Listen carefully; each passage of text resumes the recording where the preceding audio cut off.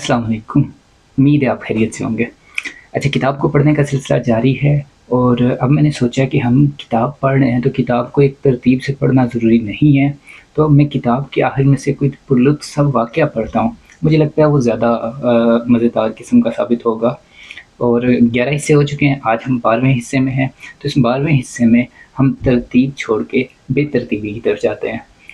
किताब को बेसिकली मैंने बताया था कि 4 बाब में तक़सीम किया गया, जो 4 हाउस शब की रोटेशंस हैं उनके हिसाब से। लेकिन एक 5वां बाब जिसका नाम मैंने दिया था मुतफ़र्रिक़ वाक़यात का, उसमें हम हाउस शब के बाद जो वाक़यात पेश आए, जो वैसे रैंडम वाक़यात थे, उनको मैंने लिखा हुआ है। तो उनमें से एक वाक़या पढ़ते हैं। आइए देखते हैं क्या लिखा हुआ है।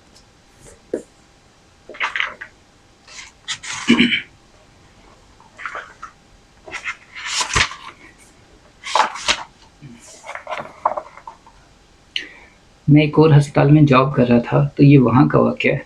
तो वहाँ पर हस्पताल में हमारे पास कुछ वर्कर होते थे, तो उनके साथ कई दफ़ा कोई दिलचस्प वाक़यात पेश आते थे। तो ये मेरे साथ पेश आया था, तो मैं बताता हूँ। हस्पताल में सफाई वगैरह के लिए एक लड़का काम करता है। हम इसका फ़र्ज़ी नाम अली रख लेते हैं। अली उसका असली नाम नहीं था, मैंने फ़र्ज़ी अली रखा था ताकि उस पे कोई ब्लेम ना आए बाद में। एक दिन मैं अली के साथ पास वाले गाँव के होटल से खाना लेने गया, क्योंकि हम वहाँ पर कई दफ़ा खाना खुद बना लेते थे, कई दफ़ा होटल से मंगवा लेते थे। तो एक दफ़ा मैं खुद उसके साथ गया कि चलो लेके आते हैं। वैसे भी चला जाता था, लेकिन वाक़या उस दिन पेश आया था। हम दोनों वहाँ रोटी लगने का इंतज़ार कर रहे थे कि दूर से एक आदमी डॉक्टर साहब पुकारता मेरी तरफ बढ़ा। फिर आते-आते ही आवाज़ लगाई, डॉक्टर साहब शुक्र है आप मुझे यहीं मिल गए, मैं आपकी तरफ ही जा रहा था।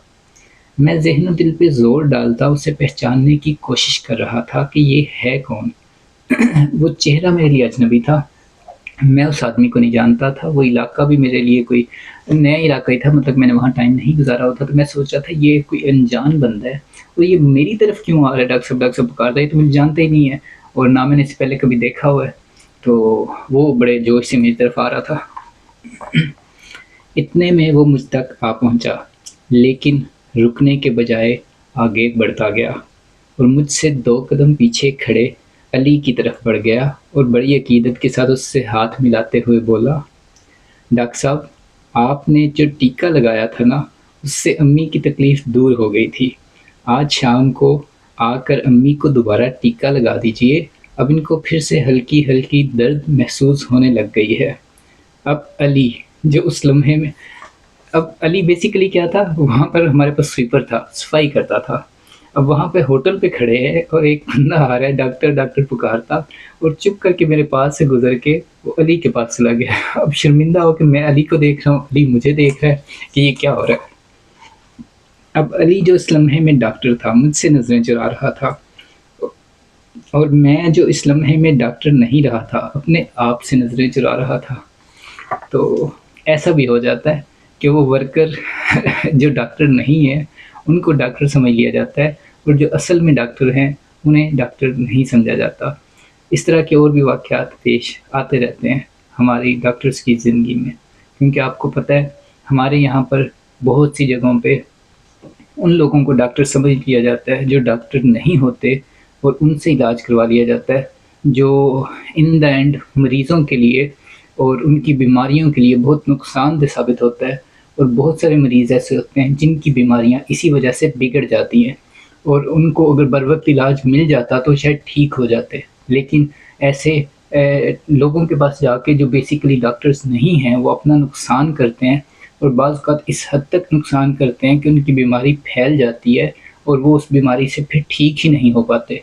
इस तरह के कई वाक़यात किताब में भी लिखे हुए हैं कि किस तरह मरीज़ की बीमारी बर वक़्त डॉक्टर के पास ना आने की वजह से, उसकी तशख़ीस ना हो पाने की वजह से फैल गई और लोग ठीक होने के बजाय जान की बाज़ी हार गए। तो करने का काम ये है कि जब भी किसी से इलाज करवाएँ, पहले देखें कि क्या वो वाक़ई डॉक्टर है, क्या वो इस चीज़ का अहल है कि वो आपका इलाज कर सके।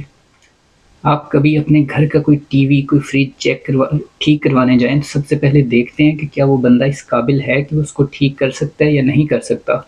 तो कम से कम جب آپ اپنا علاج کرواتے ہیں یا اپنے کسی عزیز کا علاج کرواتے ہیں تو بھی دیکھ تو لیا کریں کہ کیا وہ آپ کا علاج کرنے کے قابل ہے یا نہیں ہے، کیا وہ آپ کا علاج کرنے کی اہلیت رکھتا ہے کہ نہیں رکھتا۔ اگر یہ نہیں دیکھیں گے تو پھر آپ اس سے علاج کروا کے اپنا نقصان کریں گے۔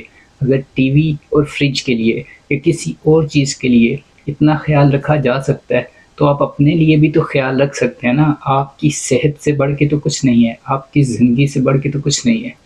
تو اپنا خیال رکھیے، اگلی ویڈیو میں ملتے ہیں اگلے واقعات کے ساتھ۔